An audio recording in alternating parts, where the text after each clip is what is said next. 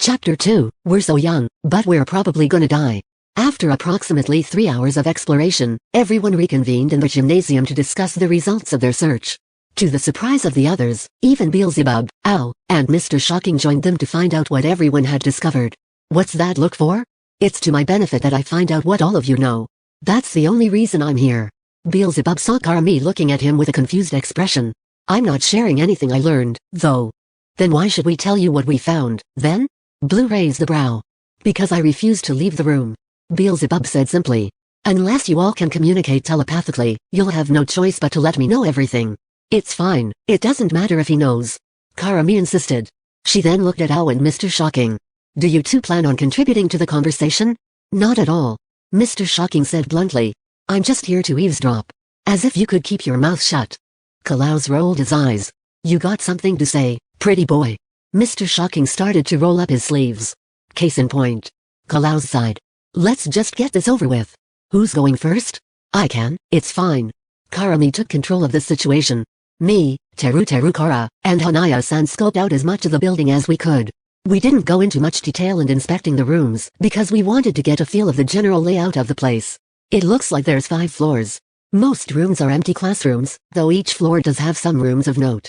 I'm sure the rest of you searched at least some of them, right? Did you know that there's a garden on the 5th floor? Hanaya-san seemed pleased to share this news. An indoor garden? What, like a greenhouse? Kei tried to picture it. I've never seen a greenhouse inside of a building before. Yes, it is like an indoor greenhouse. The exterior walls are made of glass. However, I think someone painted over the glass walls with black paint. When I try to look out of the glass, I can't see anything except darkness.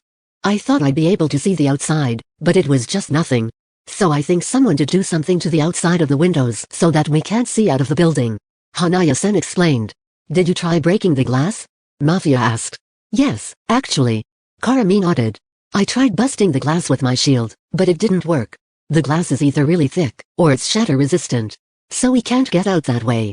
Speaking of ways out, all of the windows are bolted shut. You all probably noticed that. It was the first thing I noticed. Blue remarked.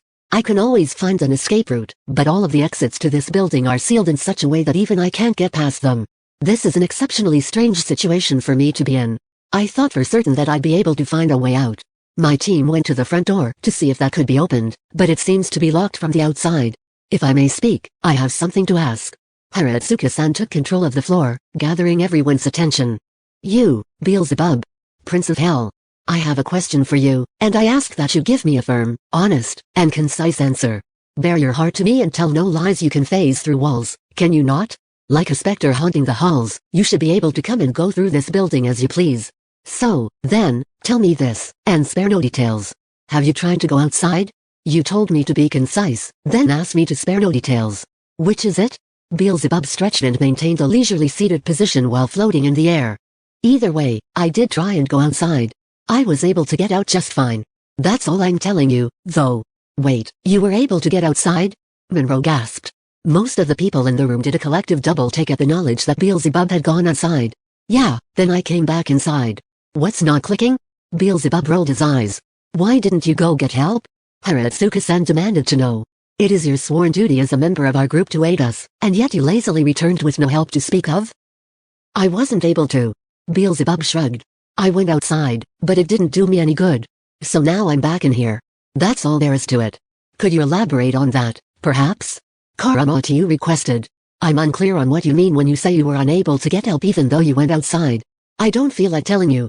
It wouldn't change anything if I did tell you, anyway. So don't worry about it. Beelzebub denied Karamatsu's demand. Of course we're going to be worried about it. Kei remarked. You got out of the building, but you won't even tell us what's out there. No, I won't. May as well keep the mystery alive, you know? Beelzebub started to yawn. Anyway, can we move on? I'm not going to tell you anything else. You're being difficult on purpose. Karami sighed. Yes, I am. Beelzebub admitted this readily, smirking slightly. We'll come back to you, then. Karami pinched the bridge of her nose. Who would like to speak next? There's a music room. Not sure if that matters much, though.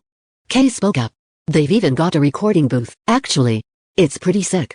Not on the level of a professional studio, but I can make do with it. That's hardly worth mentioning. I don't see what good a music room will do for us. Blue frowned slightly. Like I said, I didn't know if it really mattered. I'm just reporting what I found, that's all. Kay pursed his lips. There's bathrooms next to the music room, too. But I don't think that's important, either. Excellent contributions. Beelzebub says sarcastically. At least I'm trying to help. Kay fired back, his eyes narrowing. Thank you, Kay. Every bit of information is useful information. We all need to know more about our surroundings, so it's good to bring up everything, no matter how unimportant it seems. Karami insisted. If we're bringing up useless factoids, I may as well say there's a rec room. It looks like it's outfitted with a pool table and a dartboard, among other things. If I can just find a deck of cards, we'll really be in business. If I have to spend time with you people, I'd at least like to do it over a round of poker. Klaus remarked. Poker, HM? I haven't played that in about a century. Whenever I go to play, I always find I'm missing a card or two. Karamatsu mused. I'll gladly play a game or two with you. It seems like a nice way to pass the time. You're way too calm about this whole situation, Karamatsu. Hanaya-san murmured. There's no reason for me to get worked up, though. Karamatsu shook his head. All I have to do is sit back and wait out this whole situation. I have the poorest sense of time, too, so for all I know, we'll be out of here within a day. In case you forgot, all of us are at the risk of being murdered. That's kind of a reason to get worked up. Kay reminded him. Oh, I should clear something up, then. I'm incapable of being killed. Immortal, as they say. So I'm really in no danger in this whole scenario. Karamatsu explained. That sounds like a pretty unfair advantage. Monroe frowned. What's stopping you from just turning on us and killing everyone, then, if you can't be killed in return? What would be the point? Besides, I'm much more of a gentleman than that. I have no interest in killing any of you. Karamatsu spoke earnestly. At any rate, my group also inspected the kitchen and found that it was fully stocked. There's actually quite a variety of teas to choose from. Is that really what's important to you at a time like this? Kay sighed. Again, this is not a pressing situation for me. Karamatsu reiterated. You say you're immortal, but I don't buy it. I bet I can find a way to pick you off. Beelzebub smirked. Not if I kill him first. Mr. Shocking interjected. If I may take the floor, I'd like to present my findings. Captain stepped forward. Go ahead. Karami prompted him to speak. There is a pool and locker rooms available for use. I took note of plenty of flotation devices by the side of the pool, so please take care to use those if you are not a strong swimmer. Captain announced. Furthermore, the first floor also possesses a rather large dining room next to the kitchen. I suggest that we convene there at mealtimes so that we may eat as a group. I'll eat when I damn well please. Mr. Shocking huffed. That's actually a good idea, Captain. We should at least eat breakfast together so we can keep track of where everyone is in the morning. Karami agreed. Starting in the morning, I'll come around and get everyone together for breakfast at 8 o'clock, okay? Don't you fucking dare. Klaus warned. Try and stop me. Karami fired back. I'm going to keep the group together whether you want me to or not. If I don't try to keep track of everyone, something bad might happen. It's not your responsibility to babysit us. Not only that, but I don't want you breathing down my neck at any given moment. If you know what's good for you, you'll leave me the hell alone. Beelzebub warned. You talk as though I'm supposed to be afraid of you. Karami stood her ground. You should be. Beelzebub grinned, showing off a row of razor-sharp teeth. Well, I'm not. I'm dragging you to breakfast in the morning whether you want me to or not. Karami had a determined glimmer in her eyes. Anyway, Captain, was there more you'd like to report? Yes, actually. While I was exploring with my compatriots, I kept finding traces of white fur all around. Do you think it's some sort of clue about the perpetrator? Captain pulled a tuft of fur out of his outfit and showed it to Kara Miles. Mononiko does have some white fur. Hanaya-san noted. It was pretty short, though. Is this really his fur? Captain inspected the tuft further. I actually don't think it came from Mononiko. Karami told him. Well, it certainly wasn't from my shawl. It's too high quality to shed. It's not made of those tacky, synthetic fibers that get everywhere. Monroe did a twirl to show off the garment, showing that it didn't shed any pieces when she moved. No, it didn't come from you, either.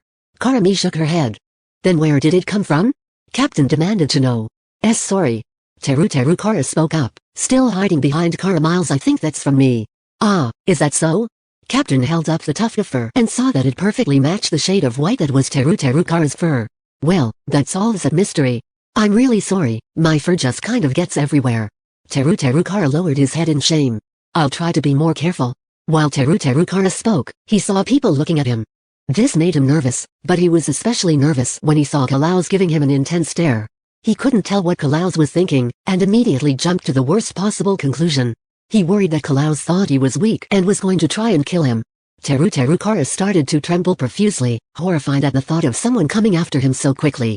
Someone take the batteries out of that shrimp, he's stuck on vibrate. Mr. Shocking scoffed, gesturing toward Teru Kara. Back off, he's just scared. Karami stood up for Teru Kara, knowing that he wouldn't be able to fend for himself. He should be scared. He's going to be the first one to go. I'm surprised he even survived the exploration. Mr. Shocking gave a twisted laugh. He probably wouldn't have made it without clinging to you the entire time. Do you really have to be like this? Karami sighed. I'll be however I want. Mr. Shocking shot back. Hey, is it okay if I say something? Carla piped up. He was standing off to the side, not wanting to get too close to people. Sure, go ahead, Carla. Karami prompted him to speak. I noticed that there's a library on the second floor. Do you think there might be some information in there about where we are, or maybe the mastermind? Carla asked hopefully. It's worth checking, I'd wager. Blue mused. Though it will take a great deal of time to sift through an entire library of information, don't you think so? Yeah, I figured. I wasn't sure if it was even worth mentioning, really. Carla scratched the back of his head and shifted his gaze to the floor. No, it's good that you brought it up. We should at least try to go through some of the books and see what we can find. Karami didn't want Carla to think that his contribution wasn't valuable. I don't mind working on that in some of my downtime. It seems like we're going to have all the time in the world, after all.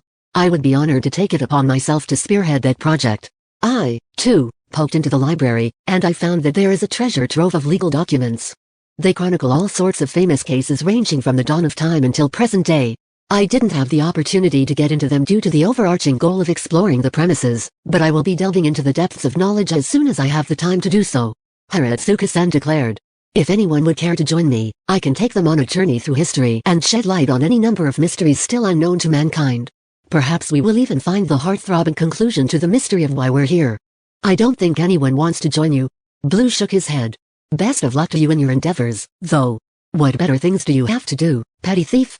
Haratsuka-san crossed his arms. Don't think I'm not privy to your conniving ways. In fact, I will be watching you with all of the diligence of a mother hawk protecting her hatchlings. I will be espying your every move, ensuring that you do not cause an undue burden upon the group. Should I catch you engaging in any criminal behavior, I will not hesitate to bring you to justice. Mononoko said that we will be partaking in trials, and thus I am led to believe there is a courtroom on the premises. And if there is a courtroom, then I will drag you to it by your cravat and take you down in a battle of wits. You would have to catch me first, which you will most certainly not be able to manage. I have never been caught in my escapades, not even once. I have never even failed a mission. You see, I'm the greatest phantom thief who has ever lived, and a paltry lawyer wouldn't be nearly enough to best me. Blue insisted, a smug smile on his face. Hey, thief. Mr. Shocking spoke up, looking at Blue. I bet you can't steal shit from me. I still want to see you try, though, so I've got a deal for you. Take something from me by the end of the day or else I'll fucking kill you. Are we clear? You can take anything you want, but you've got to take something or else you'll be dead in a ditch before sunrise. Oh, is that a challenge? Are you implying that I wouldn't be able to accomplish such a simple task? Blue stood up a little straighter, a mischievous glimmer in his eye. Damn right it's a challenge, so step up. Oh, and if I catch you in the act of stealing something from me, I'll kill you twice. When I'm done with you, they won't be able to stop finding the body. Mr. Shocking warned. Don't you mean that they won't be able to find the body? Hanaya-san murmured. I meant what I fucking said. Mr. Shocking insisted. I accept your challenge. Prepare to be amazed, Mr. Shocking. I most assuredly will not let you down. On the contrary, I will exceed your expectations and prove to you that I am a man of unparalleled class and skill. Blue declared proudly. You guys, we're kind of getting off topic. Karami tried to rein things back in. What else did you guys find? We've gathered a lot of good information so far, but there's got to be more. We did find a chemistry lab on the 4th floor. Me and the boys came across it in our search. Monroe told Miles it seemed to be an ordinary chemistry lab, except for one thing. What was strange about it? I poked my head in there, but I didn't take a close look. Karami admitted. The cabinets in the back of the room were filled with all sorts of strange bottles. Many of the ones that were labeled listed them as being poisons and other toxic substances. We should keep an eye on the contents of that cabinet. If anything goes missing from it, we could be in grave danger. Monroe explained. That would be pretty bad. Okay, how about you and I take an inventory of everything in the cabinet later on? Then, I can check the cabinet regularly to make sure nothing has gone missing. Karami thought up a solution. Oh, I wasn't volunteering myself for the task. Monroe frowned slightly. Oh, well, I'll do it with you. We can make a girl's day of it. I look forward to it. Karami seemed pleased with this turn of events. Hey, nobody else has mentioned it yet, so I will. Mafia cleared his throat and spoke up. There's some doors that were locked for all of you, right? I didn't check every single door in the building, but I did notice that I couldn't open the bio lab, the headmaster's office, and the computer lab. Is that true for all of you? Yes, I encountered that issue as well. Karamatsu nodded. As did the other members of my group. Haratsuka-san and Captain also proved unable to open those doors. I thought so. Mafia murmured. All right, so there's probably important shit being kept there. They wouldn't be locked otherwise, yeah. That would make sense, yes. Karamatsu agreed. Beelzebub, would you not be able to phase through those doors and investigate the contents of those rooms? I could, but why would I? Beelzebub shrugged. Really? This again? Mafia rolled his eyes. We might get out of here faster if you cooperate for 5 seconds. I think he's just scared. Mr. Shocking sneered. Remember? Mononoko warned us that we'd be executed if we went past any locked doors. Beelzebub isn't willing to find out if that's true. Wouldn't he have gotten into trouble for going outside, then? Kay pointed out. I believe that he did. Haratsuka-san decided. Based on the expression on Beelzebub's face, I see a look of pure, unadulterated guilt. I assert that he deliberately broke the rules, feeling above them due to his status as a demon prince. It is at that point that he went outside, discovered something that he should not have, then came back inside and was scolded by Mononoko. In fact, I feel certain that this is the case. Over 100% certain. 101% certain, even. That would mean that however Mononoko threatened Beelzebub, it was enough to scare him into not going to any other places that he's not supposed to go. Mr. Shocking grinned. So, is the crazy lawyer right? Did you get in trouble for breaking the rules, and now you're too damn scared to do it again? I've had enough out of all of you. For me to be scared of a mortal is absurd at best. I wouldn't dare be deterred by a simple plush toy scolding me, and I think it's laughable that you would think as much. Beelzebub's eyes narrowed. Prove it, then. Go past one of the locked doors for us. Blue demanded. I will do no such thing. I don't want to help any of you. Beelzebub denied his request. Then we'll have no choice but to believe that Haratsuka-san was correct, and that Mononoko scared you into not breaking the rules again. Klaus remarked. Think what you want, I'm not afraid of anything in this building or in any other place in the known universe.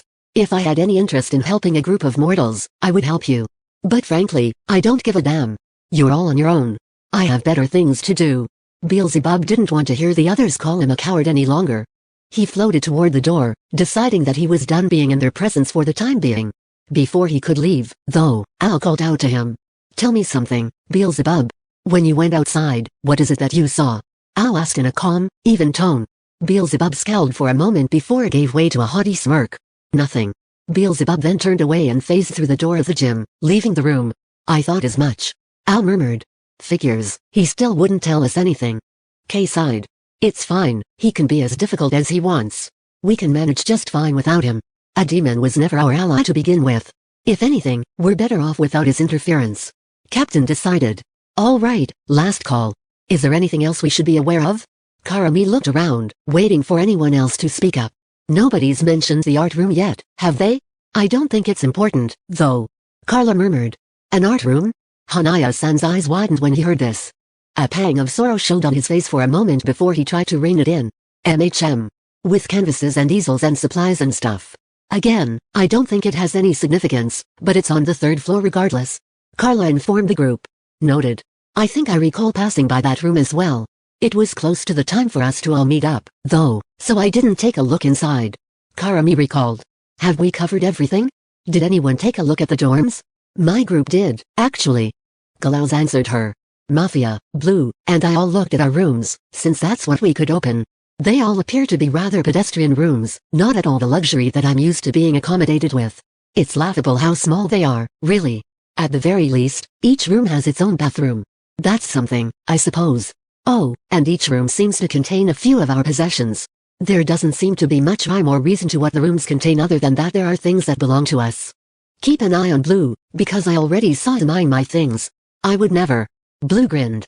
You constantly openly admit to how much you steal shit. Mafia pointed out. Okay, maybe I would. Blue conceded. If you touch anything in my collection, you won't survive the night. Klaus warned in a cold tone. Is that a challenge? Blue's eyes lit up. No, it is not. Klaus shook his head firmly. It sounds like a challenge. Blue began scheming immediately.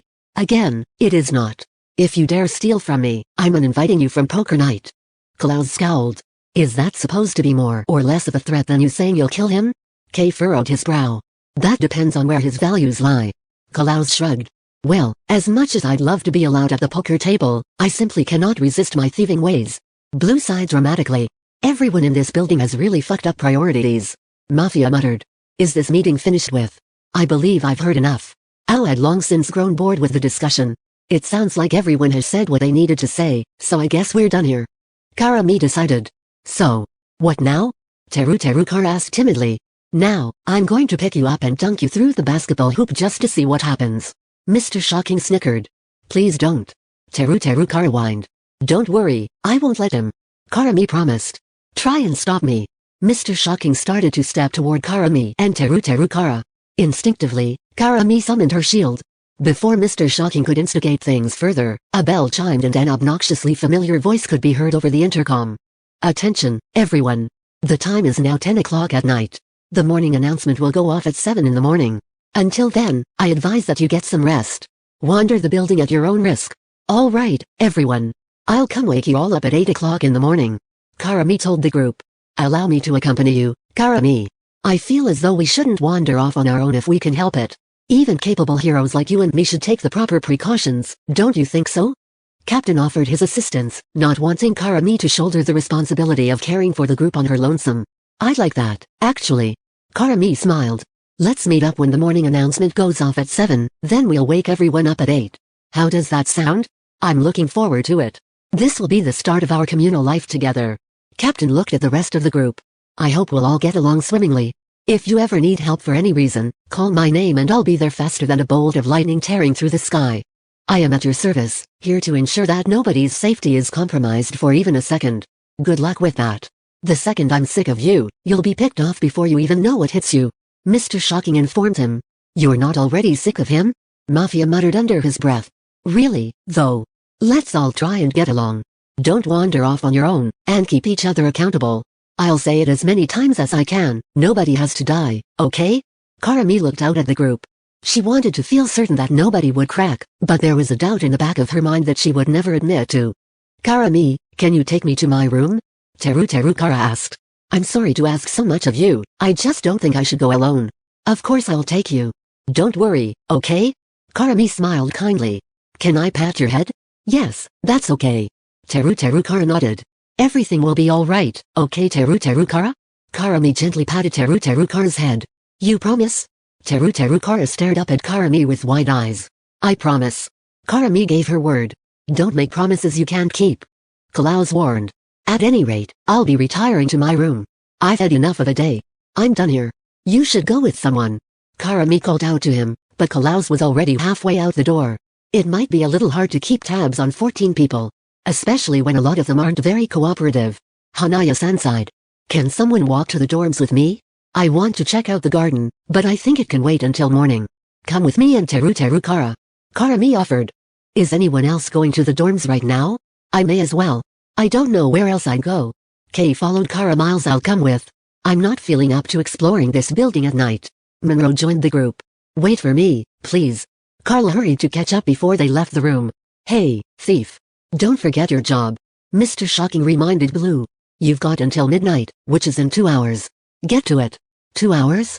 I'll need 20 minutes at most. Blue smirked. Good luck with that. I'll start thinking about how I'm gonna kill you when you fail.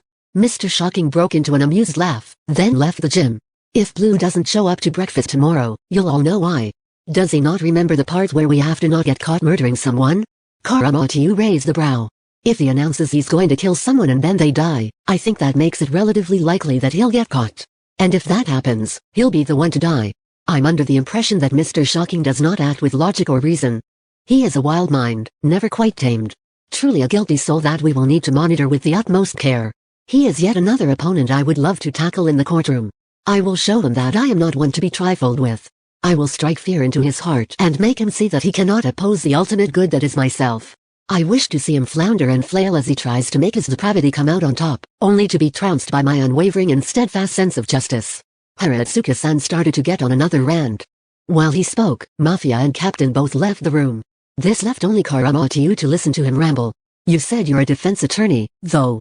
How would you prosecute Mr. Shocking if you're meant to defend? Karamatsu asked curiously. It is true that I am the pure and tender defense attorney to trump all defense attorneys, but being flexible is one of the key aspects to winning any case.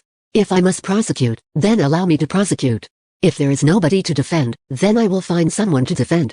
If there is nobody to prosecute nor defend, I will not simply rest on my laurels, I will look deep within myself and find the courage to prosecute the darkness in my own heart. Haratsuka-san spoke with a level of insane passion that was utterly fascinating to Karamatsu.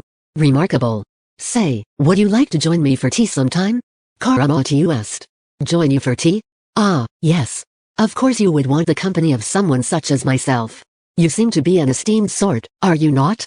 You can seek out a pure heart like a needle in a haystack, and I am the needle that is so earnestly sought after. Surely I have a sharp edge, but if used with purposeful intent, my sharpness can be used to sew a productive thread. That is what you think of me, yes? Haratsuka-san was flattered by Karamatsu's invitation. Unfortunately, I have other matters to attend to tonight. I wish to begin rifling through the library and inspecting the legal documents I happened upon. Perhaps another night, though. If I find myself becoming parched as I burn the midnight oil, I will seek you out and engage in a rousing bit of discourse with you. What do you say to that, dear vampire? I look forward to it. Karamatsu smiled, then walked toward the door. Enjoy your trip to the library. I'll see you at breakfast. With that, everyone had gone their separate ways for the night. Come morning, Karami would do her best to get everyone together and figure out how to move forward in their new life. She was committed to ensuring that nobody would give in to the looming temptation to kill. She insisted that nobody would need to die, but she was not immune to the knowledge that many of the participants disagreed with her. She was well aware that there were multiple players capable of inflicting damage that she couldn't prevent. Even still, she would smile and look forward. Tomorrow would be a new day, for better or for worse.